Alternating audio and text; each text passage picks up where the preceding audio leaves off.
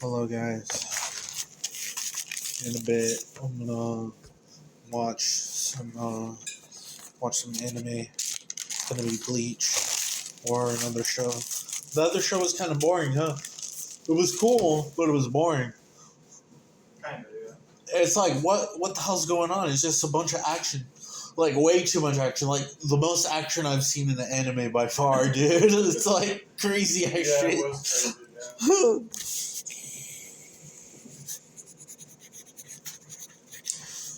But I don't know. It's kind of like it'd be cool to actually find an anime that is good to watch. Dude, I got a good one. Really? Yeah, it was really good.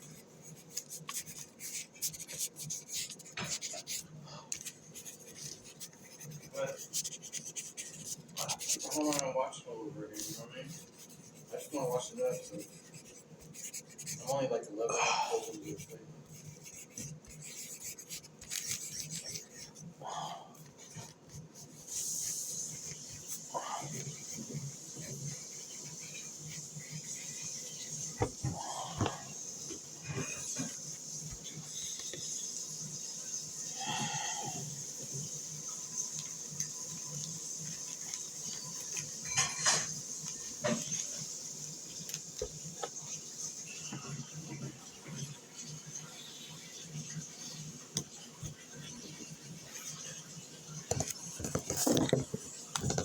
Tutorial for business output degradation. We need to create runes for structures.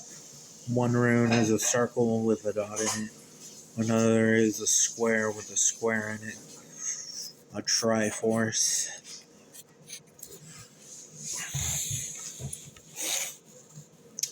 A diamond based on a rupee.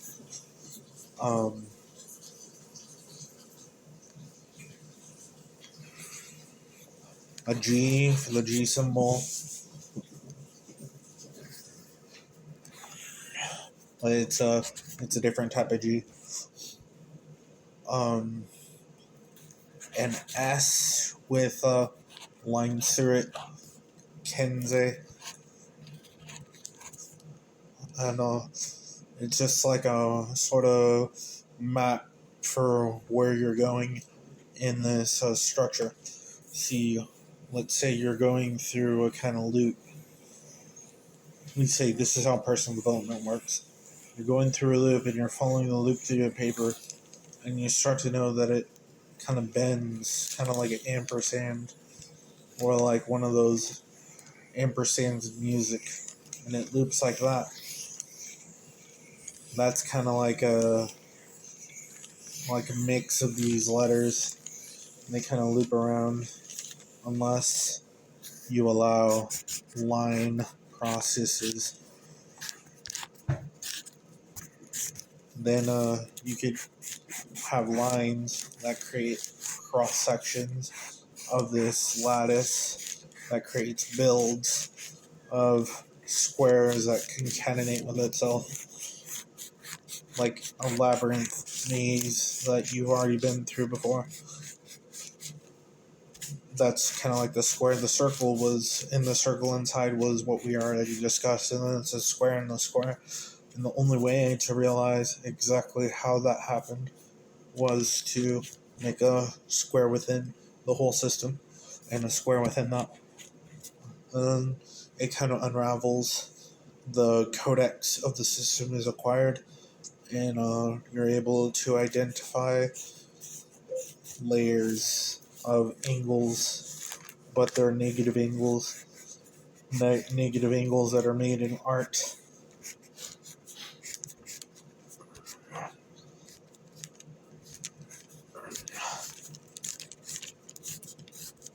And they happen to be everywhere, and it's shadow-like, very much shadow-like behavior.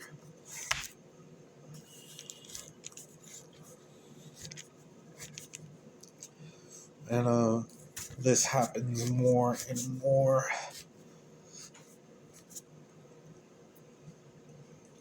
Creates a sort of lateral protection biohazard, you continue the path of what you went before.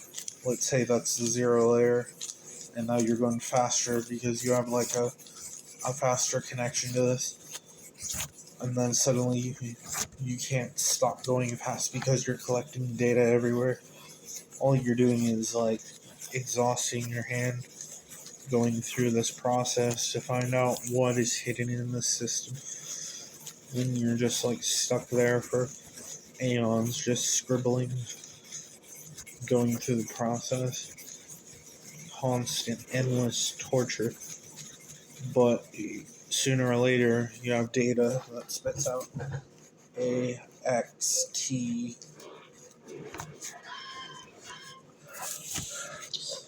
SD1FTIAV2135711.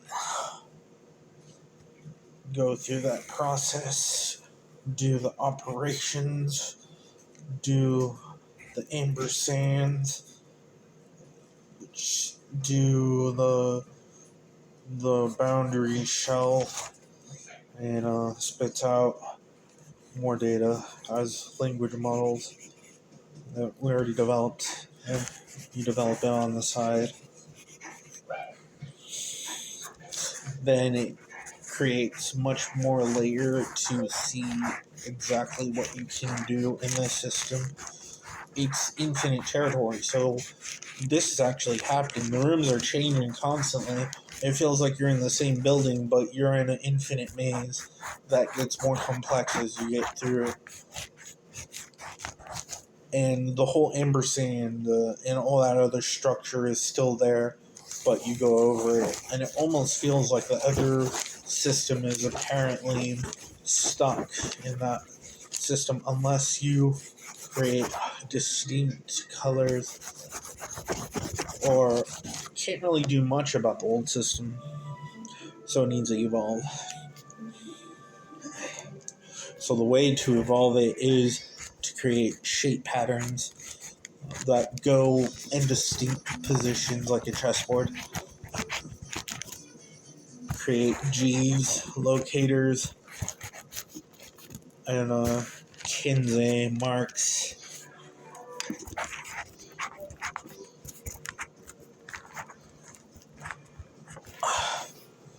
And if you run out of room, just go to the next page.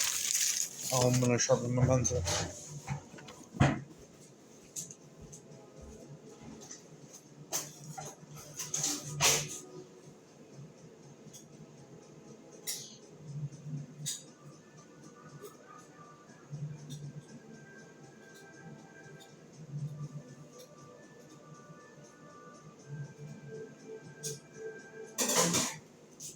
Did you figure it out yet? Or is this clever one? So, a lot of the old symbols carry on. The circle, the square, the Triforce, the rupee, the G, the Kinsey, the lines, and let's design it with more care. We're going through the language of New Earthian. It's kind of like cuneiform like, but it's all a lattice of one dimension because it even creates ampersands with its locator, but creates shells integrally in the system that kind of work like looms. There are looms that self-regulate and protect the data, and these looms create regenerational flux. But then you can write all over that again, doing different things. So treating the previous pattern as not a loom, but actual the structure you already went through. So you have to pretend it's not a loom, but it is, and you'll never know that till later. So this is just talking about the past, but when the loom starts to increase in the structure, and you can tie it to all previous formulas again and go through, and it rips. Makes sense. That means the loom was destroyed. So let's put some tags of where central algorithms talk. So now we have locators, kind of like pinpoint designators, and we can square that off in independent structures, lattices with different square-like behavior, and navigate through that. Oh, it ripped again. Good. It's working.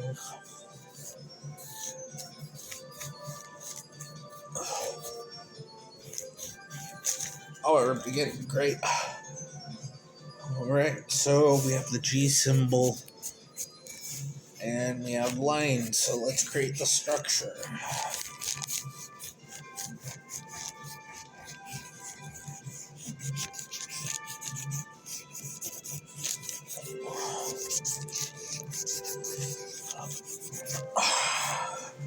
Graded with a S plus minus dash 190% tile over 390% tile. That gives old system F model plus.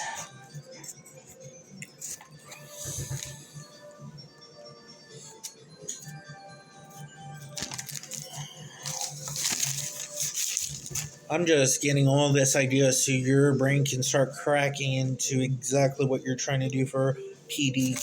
See, it used to be that you had to go on a straight line, always move forward, go through a plot, go through conflict, return back, return through these habitual loops. But in another lens, what you're really going through emotionally can also spiral out logically, and you're going through these loops like roller coasters. You don't really want that either. You want a way that your emotions can stay dominant over time and you can get used to it, but then there will be time where there's pitfalls, but those pitfalls have to be minimal. But to do that is to do encoding from Boolean stature, which takes time. So yeah,